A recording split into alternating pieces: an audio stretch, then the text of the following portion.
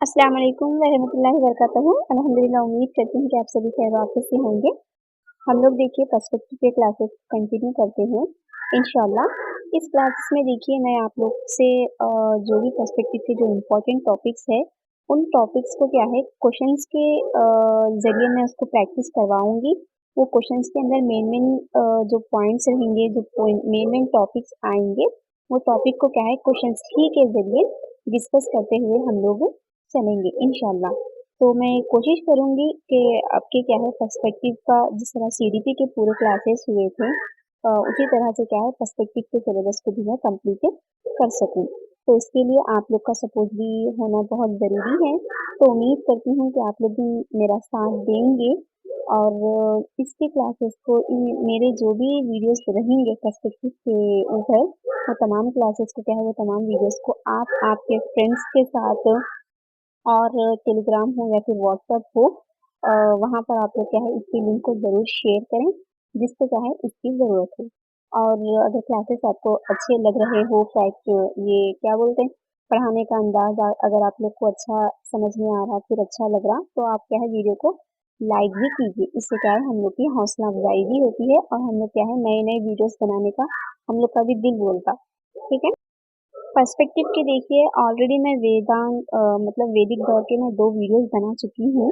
आप लोग प्लेलिस्ट में जाकर वो देख सकते हैं। ये क्या है वैदिक दौर की तीसरी वीडियो रहेंगी।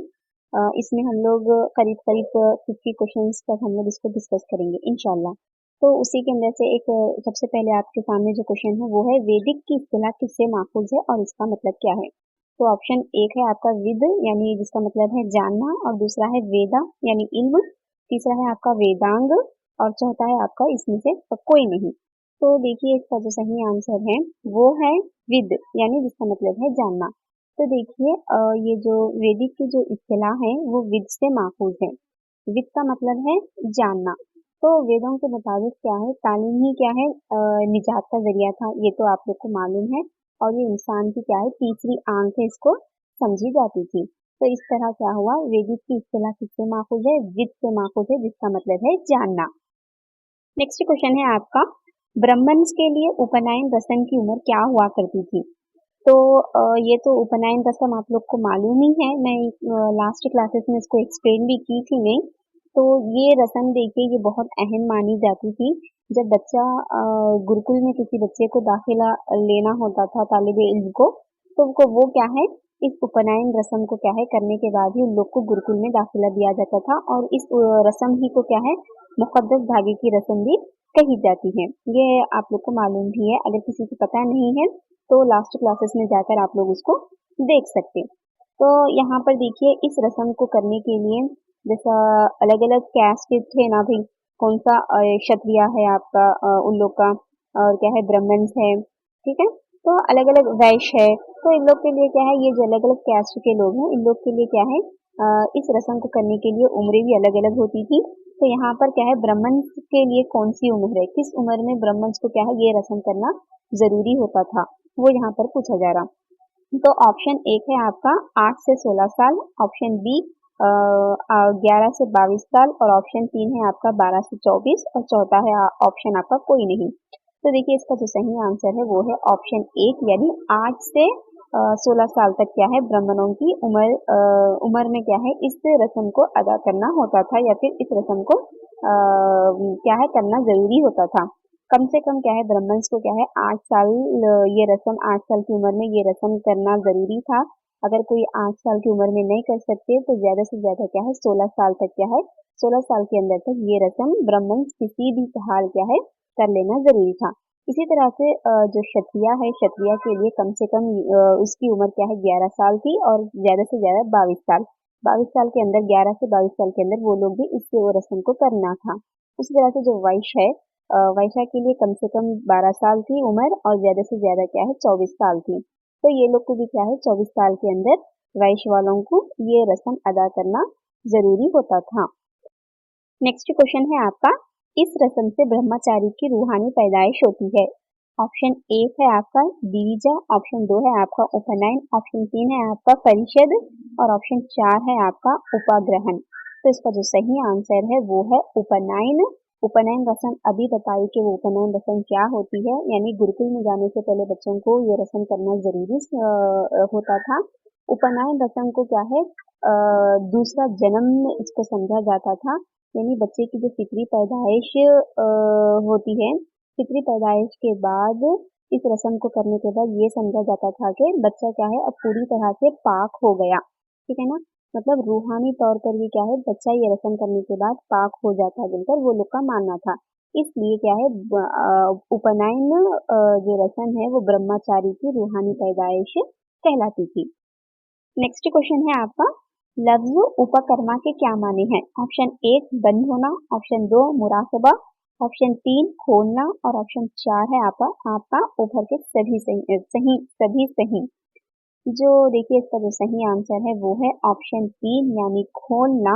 पहले देखिए उपकर्मा है क्या, ये आप लोग जान लीजिए। उपकर्मा ये एक ऐसी रस्म हुआ करती थी, मतलब ये तालीमी साल के आगाज में क्या है, इस तकरीब को मनाया जाता था। मतलब अ, जब तालीम की शुरुआत का जो साल होता है, मतलब तालीमी साल जब शुरू होते रहता बच्चा, या फिर अब सपोज समझिए हमारे पास जून में क्या है, अब हम लोग के नए क्लासेस शुरू होते, नया तालीमी साल शुरू होता ना, तो उस वक्त भी क्या है, उन लोग का 6 महीनों का एक तालीमी साल होता था। 6 महीनों में उन लोग का एक क्लास खत्म हो जाती थी, फिर 6 महीनों के बाद फिर दूसरी क्लास में जाते थे वो लोग, फिर 6 महीनों के बाद फिर थर्ड क्लास में, ऐसा होता था। तो ये उपकर्मा भी क्या है, तालीमी साल के आगाज में क्या है, इस रस्म को अदा की जाती थी, जिसको उपकर्मा कहा जाता था। और ये जो लफ्ज उपकर्मा है, इसके माने क्या है, खोलना या फिर शुरू करना। ठीक है ना, जिस तरह हमारे स्कूल्स ओपन होते, स्कूल्स खुले बोलते ना हम लोग, तो उसी तरह से क्या है, वैदिक दौर में भी क्या है, जब गुरुकुल खुले जाते थे तो ये उपकर्मा नामी ये रस्म को अदा करने के बाद ही स्कूल्स को ओपन किया जाता था, अगर मैं आम जुबान में आप लोग को बोलूं तो। ठीक है, तो उपकर्मा के लफ्जी माने क्या है, खोलना के हैं। इसके बाद देखिए जो अगला क्वेश्चन है आपका, वैदिक दौर में तालीमी साल का इख्तिताम किस रस्म से होता है? तो ऑप्शन 1 है आपका उपकर्मा, ऑप्शन 2 स्नातक, ऑप्शन 3 सम्मेलन और ऑप्शन 4 है आपका उत्सर्जन। जो इसका सही आंसर है वो है ऑप्शन 4 यानी उत्सर्जन। उत्सर्जन क्या है, तालीमी साल का इख्तितामी तकरीब होती थी। जैसा उपकर्मा तालीमी साल के आगाज में की जाती थी गुरुकुल को खोलने से पहले, उसी तरह से जब तालीमी साल खत्म हो जाता था और उसका एंड होता था, एक साल खत्म होता था तालीम का, तो वो तालीम का साल खत्म होने से पहले पहले क्या है, उत्सर्जन तकरीब की जाती थी। ठीक है ना, जैसा हमारे पास अब कोई भी जैसा हमारे पास वेलकम पार्टी रहती, फेयरवेल पार्टी, हम लोग कैसा करते हैं, हम लोग सेम उसी तरह से समझिए, ये भी उपकर्मा और उत्सर्जन। ठीक है ना, तालीमी साल से पहले भी एक तकरीब होती थी और तालीम का इख्तिताम होता था ना, तो उस वक्त भी एक तकरीब होती थी जिसको उत्सर्जन कहा जाता था। अगला क्वेश्चन है आपका, वैदिक दौर की ज़राए तालीम की कौन सी जुबान है?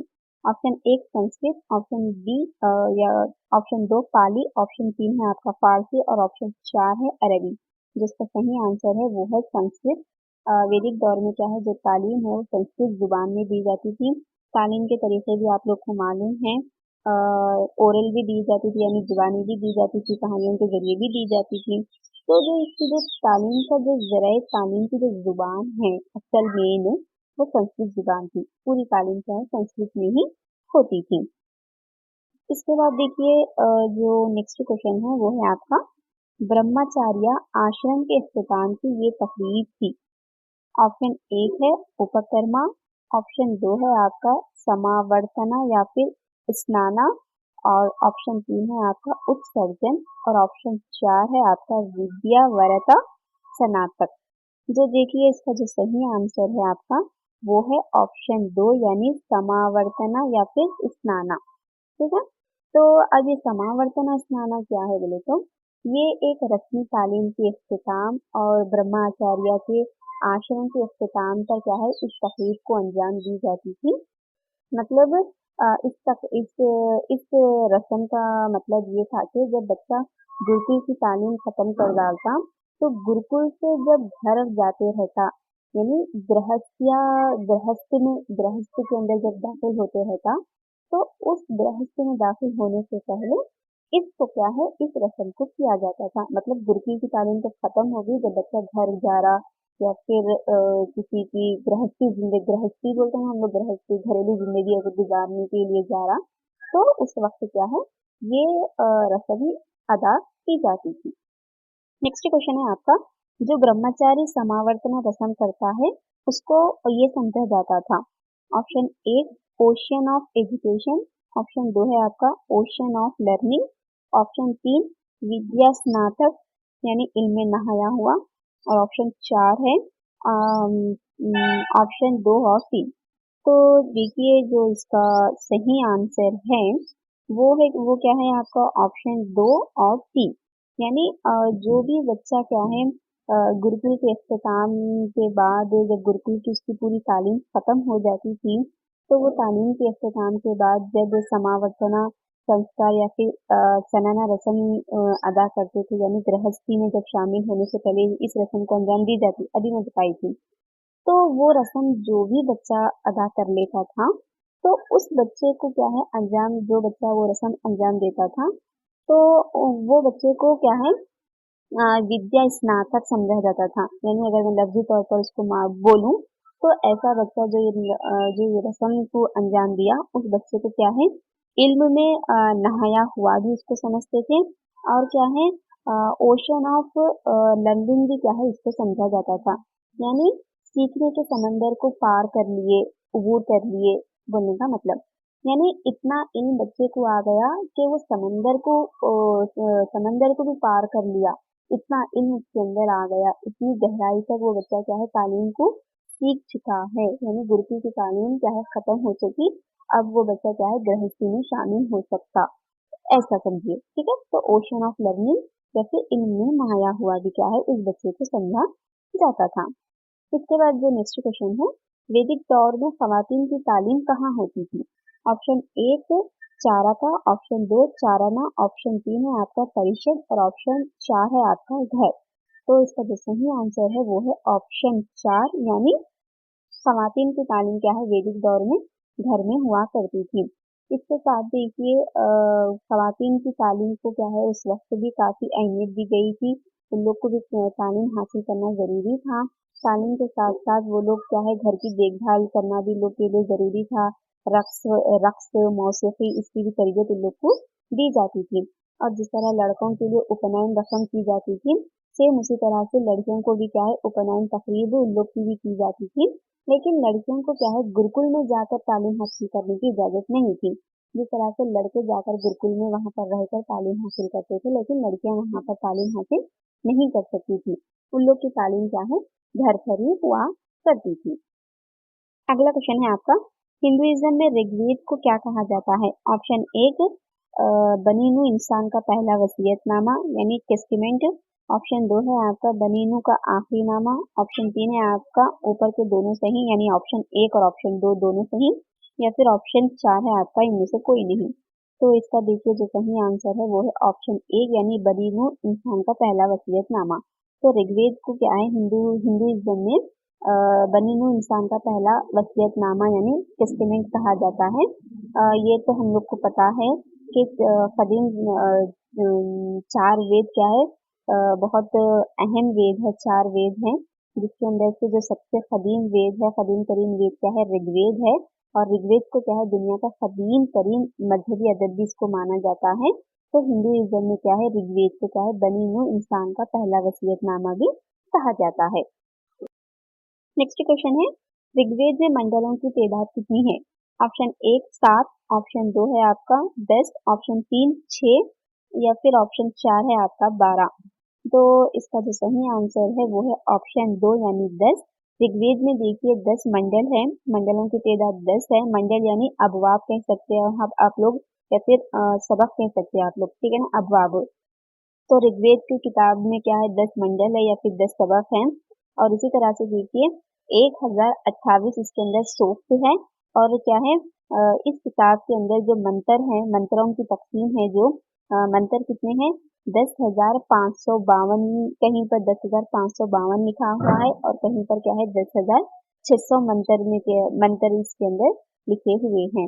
ये आप लोग इसको याद रखिए। अगर 10,552 दे रहा तो वो भी सही होगा या फिर 10,600 दे रहा तो वो भी सही हो सकता। दोनों में से कोई भी एक दे सकता वहां पर, ठीक है।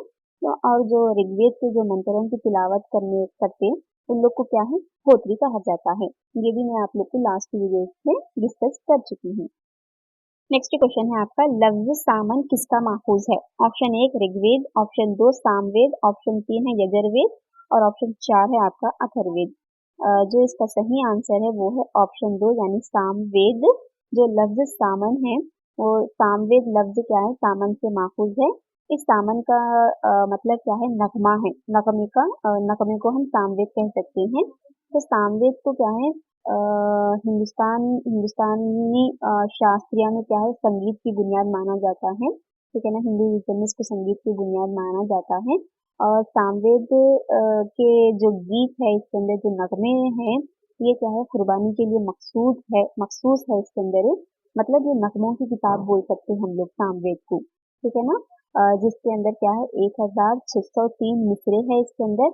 और ये जो सामवेद के जो मंत्र हैं इसके जो गीत है या फिर इसके जो नगमे हैं इसको गाने वालों को क्या है उद्गात्री कहा जाता है।